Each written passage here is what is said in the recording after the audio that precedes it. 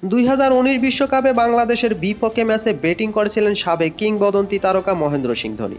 সে সময় একটি দৃশ্য সবার নজরে আসে, সেটি হলো বাংলাদেশের ফিল্ডিং সাজিয়ে দিচ্ছেন তিনি। 5 বছর পর সেই চিত্র এবার দেখা গেল চেন্নাই টেস্টে। ব্যাট করার সময় বাংলাদেশের ফিল্ডিং সাজিয়ে দিলেন ঋষভ পন্ত। এমন একটি ভিডিও এখন সামাজিক যোগাযোগ মাধ্যমে ভাইরাল হয়েছে। ভাইরাল হওয়া ভিডিওতে দেখা যায় লেগ সাইডে বৃত্তের ভেতর ফিল্ডার না থাকার বিষয়টি নাজমুলের নজরে এনে ঋষভ পন্ত হিন্দিতে বলেন, আরে এখানে একজন ফিল্ডার দাও, এখানে ফিল্ডার কম আছে। মজার ব্যাপার হচ্ছে পন্তের এই পরামর্শ মেনে নেন নাজমুল এবং মিড উইকেট অঞ্চলে একজন ফিল্ডার নিয়ে আসেন। বিষয়টি নিয়ে অবশেষে মুখ খুলছেন পন্ত।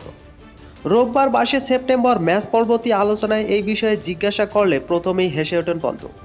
বিষয়টি নিয়ে পন্ত বলেন, ক্রিকেটে কিভাবে আরও ভালো করা যায় এ নিয়ে অজয় জাদেজা ভাইয়ের সঙ্গে আমার প্রায়ই কথা হয়, সেটা নিজের দলের হোক বা অন্য দলের হোক।